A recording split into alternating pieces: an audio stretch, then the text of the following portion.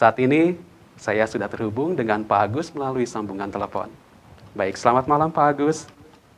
Malam, Pak. Bisa mendengar suara kami di studio Pak Agus? Bisa Baik, jelas. Pak Agus. Jelas. Apa gejala awal yang dirasakan nih Pak Agus pertamanya? Nah, pertama saya seperti masuk angin ya. Nggak enak badan, angin, Pak. Pertama-tama itu. Terus saya minta tukang pijit, dikerok kayak gitulah. Terus hari kedua mulai panas. Waduh, ya? Saya bilang ini kenapa panas gitu kan. Untuk panasnya sendiri Pak Agus, mohon maaf, untuk panasnya sendiri sampai berapa derajat Celcius Pak Agus? 38, 39. 39, sudah melebihi dari 37 ya Pak Agus?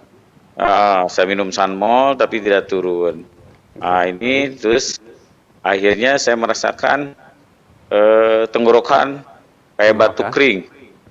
Waduh, tapi ini bukan radang ya Pak Agus? Kering. Bukan, batuk kering, jadi batuk keluar dahak. Makin sini akhirnya saya datang ke rumah sakit swasta di Purwakarta, tepatnya hari Minggu. Saya di sana itu awalnya di tes rongsen sama rapid, tapi hasilnya negatif awalnya Pak. Di rapid itu setelah 4 hari dirawat makin memburuk, katanya oksigennya sudah di bawah 50%.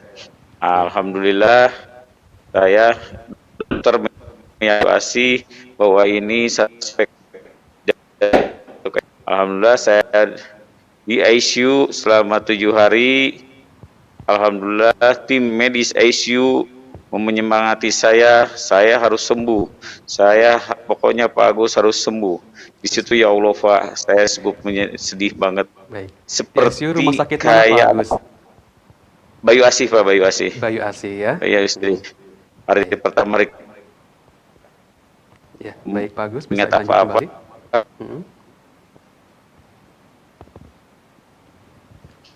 Halo Pak Agus. Mungkin karena halo Pak, iya Pak. Iya, bisa mendengar masih bisa mendengar suara kami. Hari pertama, hari kedua di ICU.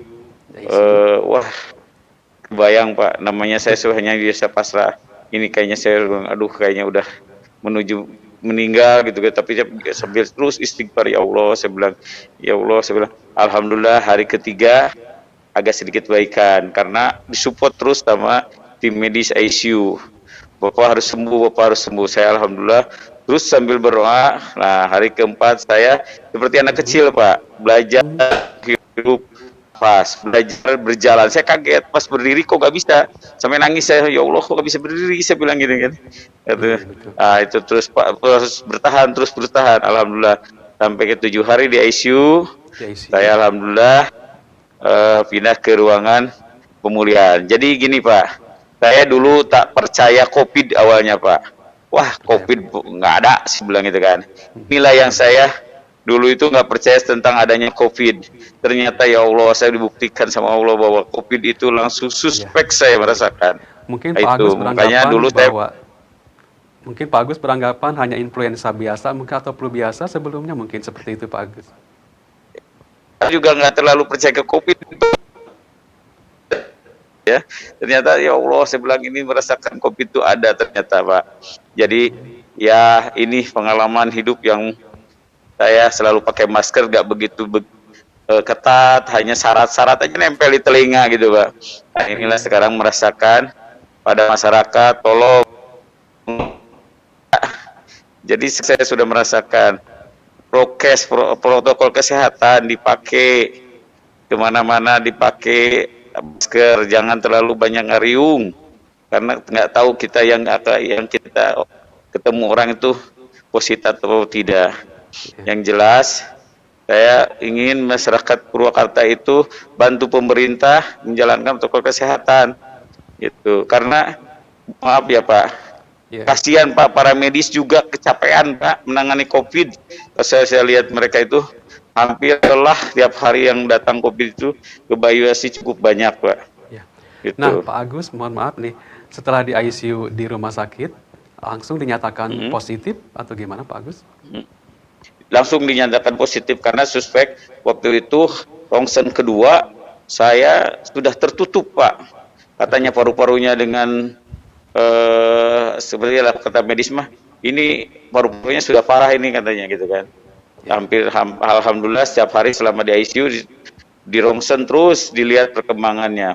Alhamdulillah Allah masih usia saya Pak.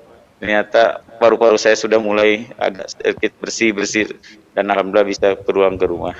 Mungkin ada obat yang diberikan dari tim medis, itu obat apa Pak? Wah, ini selama di ICU itu saya dikasih antivirus katanya Pak.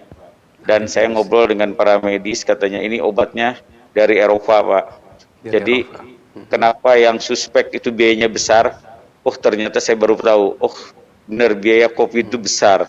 Karena katanya itu satu suntik itu 4 juta Pak. Itu biaya suspeknya Pak. Kalau 3 kali berapa Pak? 12 juta. 12 juta. Makanya kasihan nih Pemda. Kalau yang suspeknya banyak, bayang berapa biaya yang harus dikeluarkan Pemda itu Pak.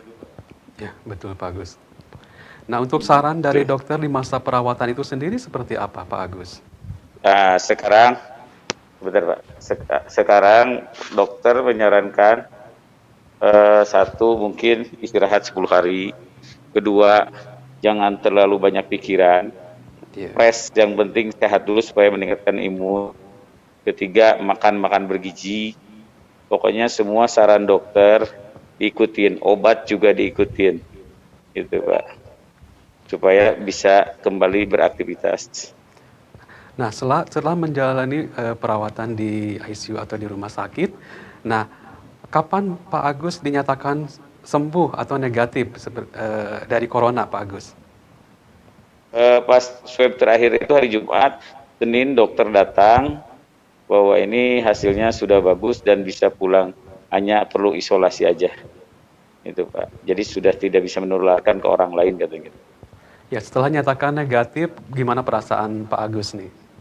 Waduh, ya Allah Pak, senang banget. Tetapi saya bingung, pulang ke rumah kan istri juga sama positif. Istri belum selesai isolasinya. Awalnya saya nggak boleh ke rumah sama dokter, karena nggak boleh, karena istri juga masih diisolasi. Tetapi saya berusaha Bu meyakinkan bahwa saya di rumah jauhan, tetap pakai masker, dan belum bisa bersatu. Ya akhirnya alhamdulillah saya pulang ke rumah dengan senang hati, subhanallah, alhamdulillah. Yang jelas masyarakat kalau ada ciri-ciri COVID tolong secepatnya ke puskesmas atau rumah sakit, jangan takut di-COVID-kan atau tidak. Insya Allah rumah sakit lebih proporsional. Kan banyak beranggapan Pak, wah nanti di-COVID-kan, itu ya, enggak, menurut saya sih nggak mungkin lah dokter sampai seperti itu gitu kan. Itu Pak. Ya baik, Pak Agus setelah berapa lama nih ya dirawat di rumah sakit sehingga Pak Agus bisa meninggalkan rumah sakit? Di sebelumnya 4 hari, di ICU 7 hari, di perawatan sekitar 6 hari Pak, lumayan, hampir 2 minggu lebih ya. Iya, 2 minggu. Baik, nah untuk pemulihan sekarang masih di rumah atau gimana Pak Agus? Di rumah sekarang Pak, di rumah. Karena kan Baik, sekarang ya. mah tinggal ini aja, paling berjemur, banyak istirahat lah gitu. Nah, apa yang dirasakan selama isolasi sekarang dalam masa pemulihan Pak Agus? Alhamdulillah sih, cuman kalau batuk-batuk kecil masih ada, tetapi kan itu kata dokter juga bilang batuk mah agak lama, tapi napas juga udah mulai lega, lesu masih ada katanya pengaruh dari obat ICU. Jadi kalau saya sholat juga nggak begitu bisa lama Pak berdiri, tapi emang itu lama-lama juga akan terbiasa lagi. Itu katanya pengaruh dari obat ICU. Selama itu disuntiknya hampir tiap hari saya disuntik, katanya seperti itu. Mungkin ada pantangan makanan-makanan selama isolasi ini Pak Agus? Nggak ada kalau sih Pak, katanya nggak ada. Malah yang banyak makan aja, tapi yang tetap tergizi Pak. Itu. Oke ya, mungkin selama diisolasi obat apa saja yang diminum Pak Agus? Ada satu obat yang sebelum makan, saya nggak hafal obatnya. Kedua mungkin vitamin C Pak, 10 tablet sehari itu, pagi 10 tablet, sore 10 tablet. Jadi 20 tablet sehari vitamin C-nya. Apakah selama ini masih rawat jalan ya Pak Agus? Ini ya kalau dibilang isolasi sambil rawat jalan, emang rawat jalan Pak. bukan rawat sih, dirawat ini di rumah lah gitu. Kalau obat yang lain sih nggak ada, hanya mungkin obat Ya, yang sebelum makan aja satu sama vitamin C aja baik. gitu. Karena Mungkin kan sudah selama ini dinyatakan mungkin Pak Agus dari mana sih sampai terpapar COVID, suspek COVID-19 ini ah pertamanya, awalnya? saya saya sebetulnya mungkin habis dari luar Pak, kunjungan kerja keluar, mulai Keluar ya, terasa itu pulang dari Bogor Pak. dari Bogor ya. Nah itu, ya itu mulai kerasa saya pulang dari Bogor, loh kayak badannya nggak enak gitu Pak. Di situ saya merasakan seperti ya, almarhum juga sama, pulang yang akun itu yang meninggal itu kan sama merasakan pulang dari Bogor itu merasa nggak enak badan gitu kan. Itu cuman kalau saya aktif untuk ingin sembuh gitu kan. Baik. Itu Nah, setelah pulang dari Bogor itu, pertolongan pertama Pak Agus, karena sudah tidak enak badan itu, seperti apa Pak Agus? gue minum obat-obat yang ada Sanmol kayak gitu, tapi ya itu panasnya nggak turun-turun, makin sini makanya langsung saya ke rumah sakit swasta di Purwakarta ingin dirawat gitu kan. Gitu. Tapi ternyata Ya, di sana juga makin memburuk, makin menurun kondisi, akhirnya alhamdulillah ternyata emang kena COVID itu Pak. baik. Mungkin Pak Agus ada yang perlu disampaikan untuk masyarakat Purwasuka, pengalaman Pak Agus selama terpapar COVID-19 atau hal-hal yang perlu disampaikan oleh Pak Agus kepada masyarakat Purwasuka. Ini jadi masyarakat pada masyarakat satu image tentang COVID, bahwa bahwa rumah sakit mengcovidkan itu adalah, menurut saya itu adalah hoak dan bohong. Jadi kalau ada merasakan ciri-ciri yang saya rasakan, sesak napas, panas, batuk kering, tolong segera diperiksa, daripada nanti sudah suspek itu cukup berat, biayanya buat Pemda berat, mungkin kita juga bisa bertahan lama atau tidaknya cukup berat. Kedua, COVID itu ada. Coba masyarakat terapkan protokol kesehatan. Pemerintah saat ini jojorowokan, terus menggembor-gembor pakai masker, jaga jarak, itu karena sayang pada masyarakat.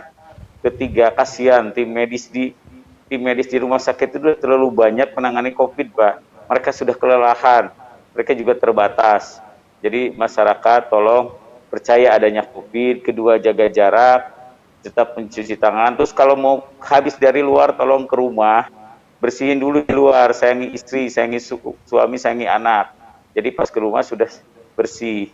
Ini yang saya pengalaman hidup. Tadinya saya semua protokol kesehatan selalu diabaikan. Ternyata ya Allah, suspek COVID itu ada ternyata. Gitu Pak. Ya, jadi bantu pemerintah, tolong protokol kesehatan harus dijalankan.